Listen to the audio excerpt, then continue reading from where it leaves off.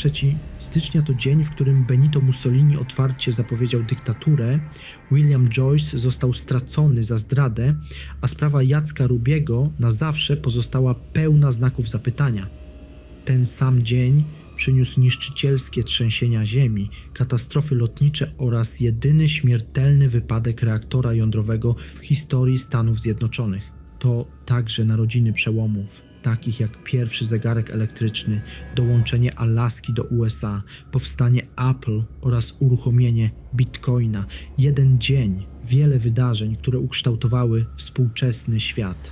Zanim zaczniemy, jeśli jesteś nowy na tym kanale, to proszę Cię o zasubskrybowanie tego kanału oraz dołączenie do obserwujących na Instagramie oraz TikToku, a teraz nie przedłużając, zaczynamy. Wydarzenia kryminalne.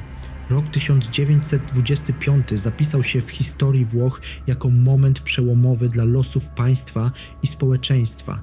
Benito Mussolini, stojąc na mównicy parlamentu, wygłosił przemówienie, w którym w sposób bezprecedensowy wziął na siebie pełną odpowiedzialność za falę przemocy stosowanej przez bojówki faszystowskie wobec przeciwników politycznych, związków zawodowych oraz prasy. Wystąpienie to nie było próbą obrony, ani wycofania się z wcześniejszych działań, lecz świadomą demonstracją siły oraz zapowiedzią nowego porządku.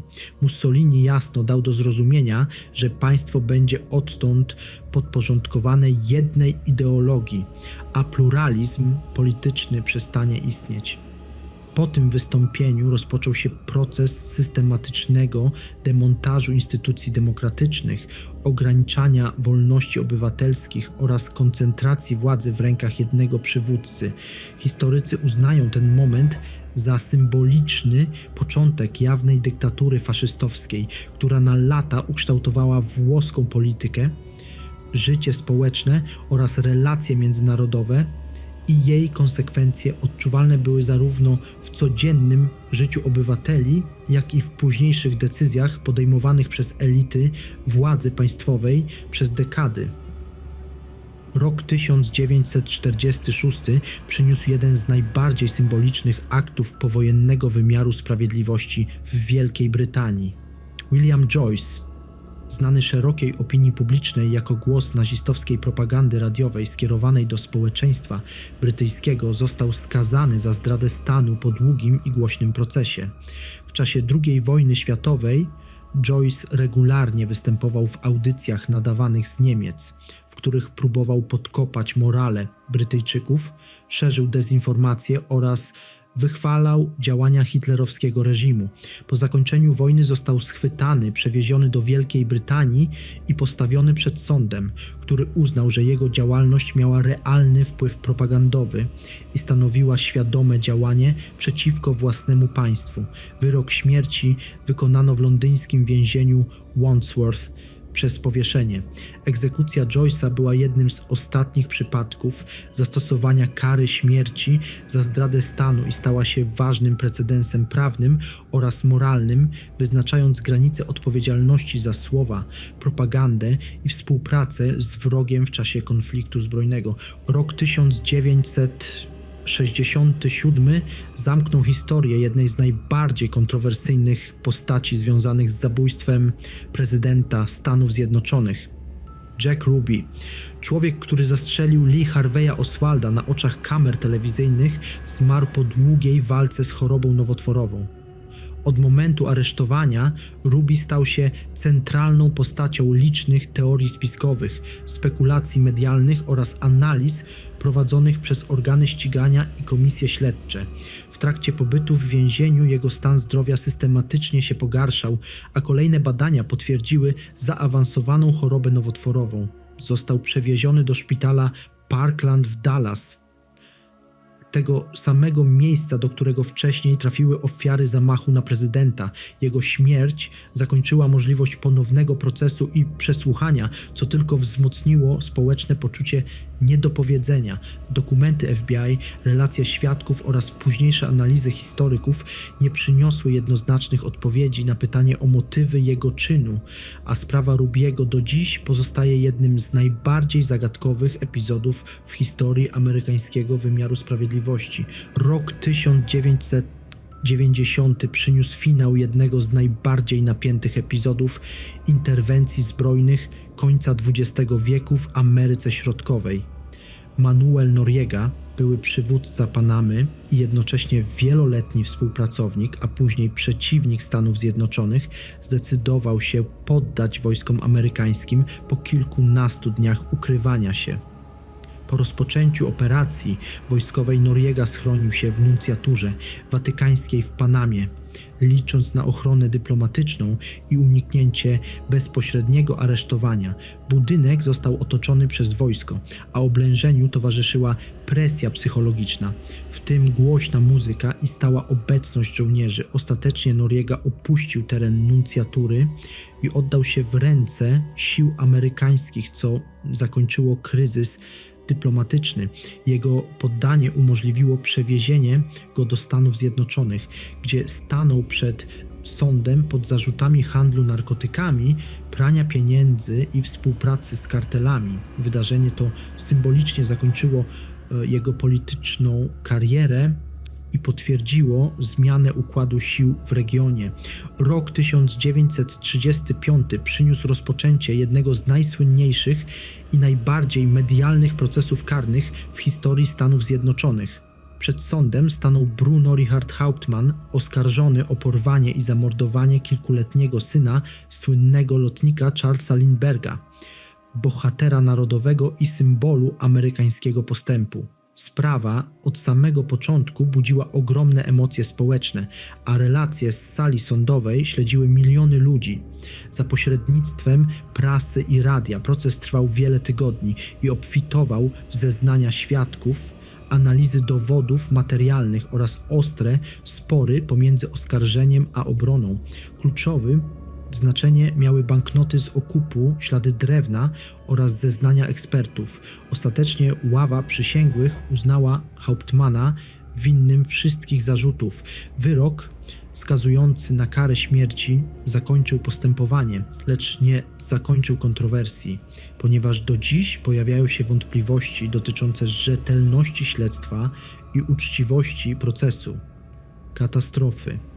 Rok 1911 zapisał się tragicznie w dziejach Azji Środkowej jako moment jednego z najsilniejszych wstrząsów sejsmicznych nowożytnej historii. Potężne trzęsienie ziemi nawiedziło okolice miasta Aumaty, powodując ogromne zniszczenia zabudowy oraz infrastruktury. Wstrząsy były odczuwalne na rozległym obszarze, a ich siła doprowadziła do zawalenia się tysięcy budynków wzniesionych głównie z cegły i drewna. Wielu mieszkańców zostało uwięzionych pod gruzami, a liczba ofiar śmiertelnych sięgnęła kilkusetek osób, choć dokładne dane nigdy nie zostały jednoznacznie ustalone. Katastrofa sparaliżowała codzienne funkcjonowanie regionu, niszcząc drogi, linie komunikacyjne oraz zapasy żywności. Wydarzenie to stało się punktem odniesienia dla późniejszych badań sejsmologicznych i przyczyniło się do zmian w podejściu do planowania urbanistycznego oraz budownictwa odpornego na wstrząsy. Do dziś trzęsienie to uznawane jest za jedno z najpotężniejszych w całym XX wieku. Rok 1920 przyniósł Meksykowi jedno z najbardziej niszczycielskich zjawisk sejsmicznych w pierwszej połowie XX wieku. Silne trzęsienie ziemi dotknęło regiony Veracruz oraz Puebla, powodując rozległe zniszczenia w miastach i mniejszych miejscowościach. Wstrząsy doprowadziły do zawalenia się domów, kościołów oraz budynków użyteczności publicznej, które nie były przystosowane do tak dużych obciążeń sejsmicznych. Zerwane zostały linie kolejowe i drogi, co znacznie utrudniło akcje ratunkowe i dostarczanie pomocy poszkodowanym. Wiele społeczności zostało odciętych od świata na długie dni, a mieszkańcy zmuszeni byli do prowizorycznego życia w obozach polowych. Katastrofa ujawniła skalę zagrożeń sejsmicznych w środkowym Meksyku i stała się impulsem do rozwoju badań geologicznych oraz wprowadzania nowych norm budowlanych. Trzęsienie to do dziś pozostaje ważnym punktem odniesienia w historii meksykańskiej sejsmologii i zarządzania kryzysowego. Rok 1961 przyniósł Stanom Zjednoczonym jedną z najbardziej dramatycznych i unikatowych katastrof w historii energetyki jądrowej. W wojskowym ośrodku badawczym doszło do gwałtownego wypadku w eksperymentalnym reaktorze jądrowym znanym jako SL-1, który był wykorzystywany do testów technologii mających zasilać odległe instalacje wojskowe. Podczas rutynowych prac konserwacyjnych nastąpiło nagłe i niekontrolowane uwolnienie energii prowadzące do eksplozji wewnątrz rdzenia reaktora. W wyniku zdarzenia zginęli wszyscy trzej technicy znajdujący się w obiekcie, co czyni ten wypadek jedyną śmiertelną katastrofą reaktora jądrowego w historii Stanów Zjednoczonych. Analizy przeprowadzone po tragedii wykazały, że przyczyną był błąd proceduralny oraz niewystarczające zabezpieczenia konstrukcyjne. Katastrofa ta miała ogromny wpływ na rozwój przepisów bezpieczeństwa, projektowanie reaktorów oraz sposób szkolenia personelu pracującego z energią jądrową, stając się trwałym ostrzeżeniem przed lekceważeniem ryzyka technologicznego. Rok 1987 zapisał się w historii lotnictwa jako czas tragicznego wypadku brazylijskich linii Varig podczas lotu międzynarodowego nad Afryką Zachodnią. Samolot wykonujący rejs numer 797 rozbił się na terytorium wybrzeża Kości Słoniowej w trakcie podejścia do lądowania, kończąc lot w dramatycznych okolicznościach. Na pokładzie znajdowali się pasażerowie oraz członkowie załogi, z których nikt nie przeżył katastrofy. Warunki atmosferyczne w regionie były trudne, a intensywne opady oraz ograniczona widoczność znacząco utrudniały orientację załogi. Dochodzenie wykazało, że do tragedii przyczyniła się kombinacja czynników, w tym błędy nawigacyjne oraz niewłaściwa interpretacja wskazań przyrządów pokładowych. Katastrofa wywołała międzynarodową dyskusję na temat bezpieczeństwa lotów w regionach o słabo rozwiniętej infrastrukturze lotniczej. Wnioski z raportu doprowadziły do zmian w procedurach podejścia do lądowania, szkoleniach załóg oraz współpracy międzynarodowej w zakresie kontroli ruchu lotniczego, mających na celu ograniczenie ryzyka podobnych tragedii w przyszłości. Rok 1992 przyniósł Stanom Zjednoczonym kolejną tragedię w historii regionalnego lotnictwa pasażerskiego. Samolot obsługiwany przez linię Commuter wykonujący lot numer 4821 uległ katastrofie podczas podejścia do lądowania. Maszyna rozbiła się w trudnych warunkach pogodowych przy ograniczonej widoczności i niskiej podstawie chmur, co znacząco utrudniało orientację załogi. W wyniku wypadku zginęli wszyscy pasażerowie oraz członkowie załogi znajdujący się na pokładzie. Dochodzenie prowadzone przez amerykańskie instytucje zajmujące się bezpieczeństwem lotniczym wykazało, że kluczową rolę odegrała kombinacja błędów pilotażowych, presji operacyjnej oraz niewystarczającej oceny warunków meteorologicznych. Katastrofa zwróciła uwagę na ryzyko związane z lotami regionalnymi wykonywanymi mniejszymi samolotami, często w wymagającym terenie i zmiennej pogodzie. Wnioski z analizy zdarzenia doprowadziły do zaostrzenia procedur szkoleniowych, poprawy standardów podejmowania decyzji przez załogi oraz większego nacisku na bezpieczeństwo operacyjne w regionalnych liniach lotniczych. Wydarzenia naukowe. Rok 1957 przyniósł przełom w historii pomiaru czasu i zapoczątkował nową erę w przemyśle zegarmistrzowskim. Amerykańska firma Hamilton Watch Company zaprezentowała pierwszy na świecie zegarek elektryczny przeznaczony do użytku komercyjnego, który zerwał z tradycyjnym mechanizmem napędzanym sprężyną. Zamiast tego zastosowano innowacyjny system zasilany energią elektryczną, co pozwoliło na większą precyzję chodu oraz ograniczenie problemów wynikających z zużycia elementów mechanicznych. Nowa technologia wzbudziła ogromne zainteresowanie zarówno wśród konsumentów, jak i konkurencyjnych producentów, którzy dostrzegli potencjał w elektryfikacji zegarków naręcznych. Wynalazek ten stał się fundamentem dla dalszych prac nad zegarkami elektronicznymi i późniejszym rozwojem technologii kwarcowej.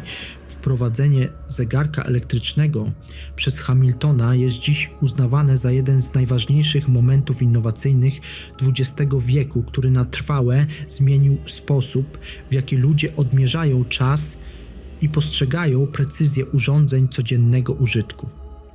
Rok 1959 stał się momentem przełomowym w historii terytorialnej Stanów Zjednoczonych, kiedy Alaska oficjalnie uzyskała status 49. stanu federacji. Decyzja ta była zwieńczeniem wieloletnich debat politycznych, sporów strategicznych oraz analiz gospodarczych dotyczących znaczenia tego rozległego i surowego obszaru. Alaska, wcześniej funkcjonująca jako terytorium, od dawna odgrywała istotną rolę militarną i geopolityczną, zwłaszcza w kontekście zimnej wojny oraz bliskości Związku Radzieckiego.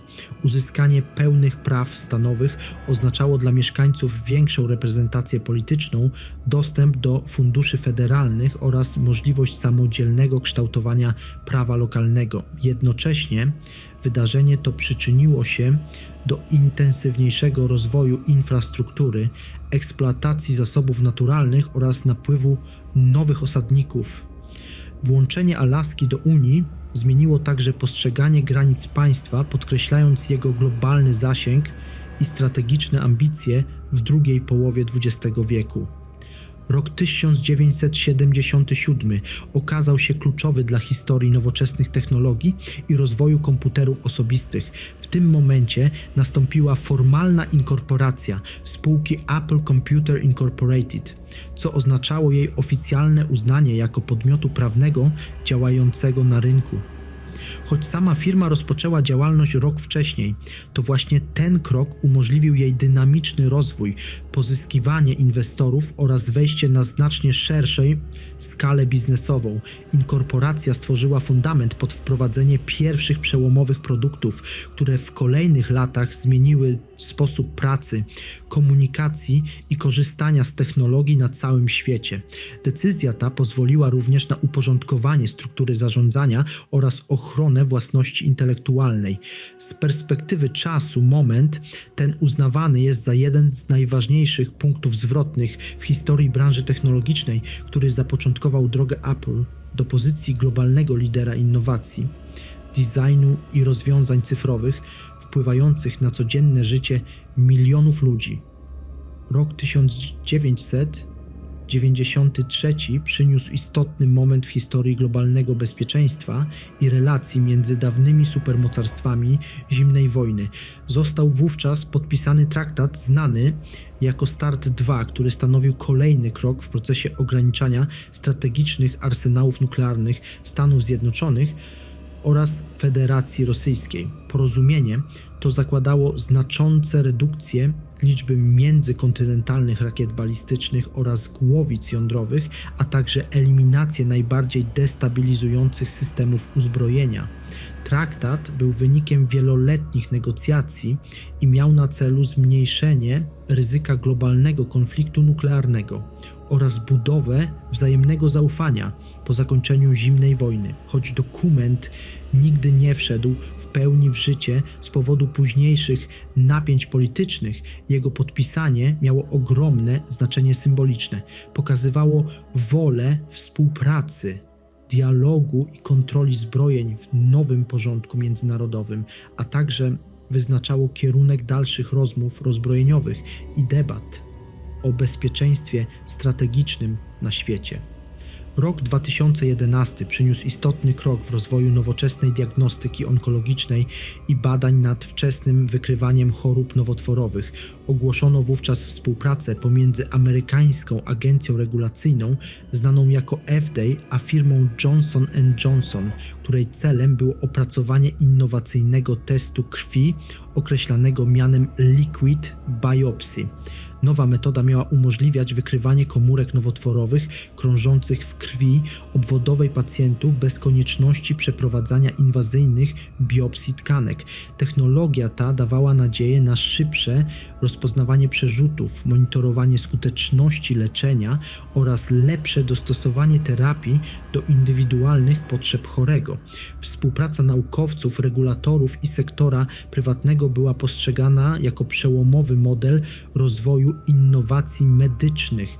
Informacja ta wzbudziła duże zainteresowanie środowiska medycznego i badawczego, ponieważ zapowiadała zmianę podejścia do diagnostyki nowotworowej oraz potencjalne zwiększenie szans pacjentów na skuteczne leczenie dzięki wcześniejszemu wykrywaniu choroby. Rok 2009 zapoczątkował jedną z największych rewolucji technologicznych i finansowych początku XXI wieku. W tym momencie anonimowa osoba lub grupa osób działająca pod pseudonimem Satoshi Nakamoto uruchomiła sieć Bitcoin poprzez wydobycie pierwszego bloku, znanego jako blok genezy. Ten techniczny akt zapoczątkował funkcjonowanie zdecentralizowanej kryptowaluty, która nie była kontrolowana przez żaden rząd, bank centralny ani instytucję finansową. Wraz z pierwszym blokiem zaczęła działać technologia łańcucha bloków, umożliwiająca publiczne, niezmienne i rozproszone zapisywanie transakcji. Początkowo projekt był niszowy i interesował głównie kryptografów oraz entuzjastów technologii, jednak z czasem zyskał globalne znaczenie. Bitcoin stał się symbolem niezależności finansowej, alternatywy dla tradycyjnych systemów monetarnych oraz impulsem do powstania tysięcy innych kryptowalut. Narodziny tej sieci wpłynęły na debatę o pieniądzu, zaufaniu i przyszłości globalnej gospodarki cyfrowej. Dziękuję za wysłuchanie dzisiejszego odcinka. Jeśli macie ochotę cofnąć się jeszcze o jeden dzień, zapraszam do poprzedniego wydania, w którym opowiadamy o procesie Elżbiety Batory i granicach bezkarności możnych, o zabójstwie prezydenta Panamy jako brutalnym obliczu walki o władzę oraz o starcie sondy Luna 1, który otworzył nową erę rywalizacji mocarstw poza Ziemią. Już jutro czeka nas kolejna podróż przez historię, a tymczasem do następnego.